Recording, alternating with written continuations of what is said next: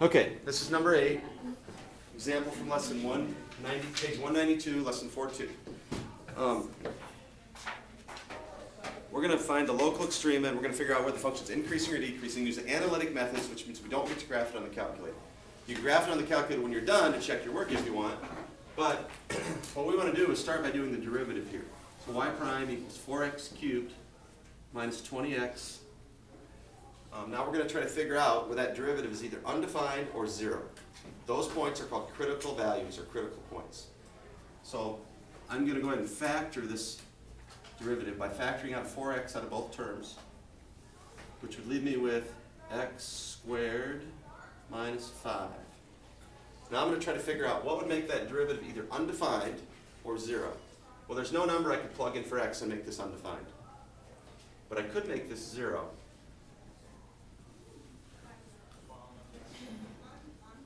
I set each piece equal to 0. Either 0 equals 4x or 0 equals x squared minus 5.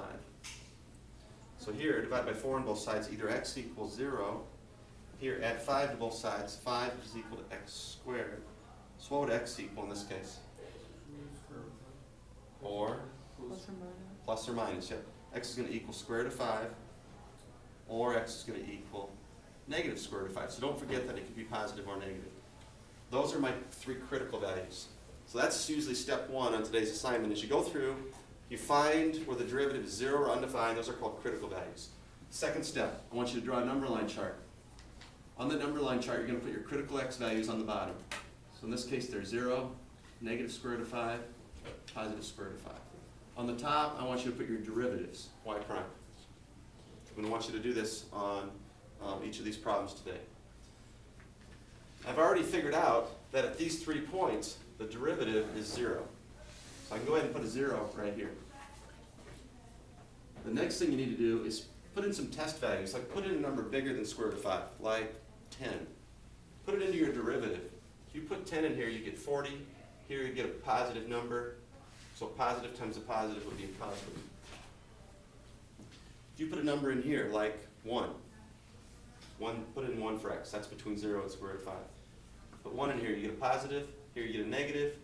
Positive times a negative is a negative. Put in like negative 1, because that falls right in this region. Here you get a negative. Here you get a negative. Negative times a negative is a positive. Put in a number smaller than negative square root of 5, like negative 10. Here you get a negative. Here you get a positive. Negative times positive is a negative. So that gives me a lot of information because I can now sketch the graph of y, the original graph. Because I know that it's negative. That means the original, if the derivative is negative, the original graph is decreasing. It's going downhill like this. When it hits a slope of 0, that's going to be a min in this case. Then the graph's going to increase again, hit a slope of 0 again, then decrease, hit a slope of 0, and then increase again. Okay? So you end up with that type of graph. Now, so that means there's going to be 3 relative extrema, or 3 local extremes. There's going to be 2 mins and 1 max. Okay? Now, to find those actual values, I need to plug those values, those critical values, into my original equation. So I'm going to plug in 0, square root of 5, and negative square root of 5. So if you plug 0 in, now you can plug it into the original, you have to plug it in the original equation. Plug 0 in the original equation, you get 9. If you plug square root of 5 in your original equation, it'll look like this. Square root of 5 to the 4th minus 10 times the square root of 5 squared plus 9. So we can do that without a calculator because square root of 5 to the 4th looks like that. What's the square root of 5 times square root of 5? 5. This would be 5. What's 5 times 5? 25. So this is going to be 25. Minus this would be square root of 5 squared. That'd be 5 times 10. This would be 50. Plus 9. So that's going to be negative 25 plus 9. Negative 16. What if I made this negative? What if I made this square root negative? How would that change the answer? Wouldn't, would it? I get the exact same answer. So what I have is, now I have my 3 Extrema. So this must be the point, negative square root of 5 would be the one that's furthest left. So this is the point negative square root of 5, negative 16. This is the point positive square root of 5, negative 16. This is the point 0.09. This is how I write out my answer. Local minimum of negative 16 occurs at both, I'll just put at plus or minus the square root of 5. Local max of 9 occurs at x equals 0.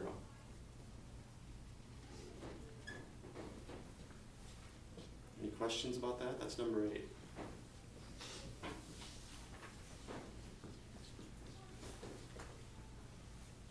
So here's your steps one more time.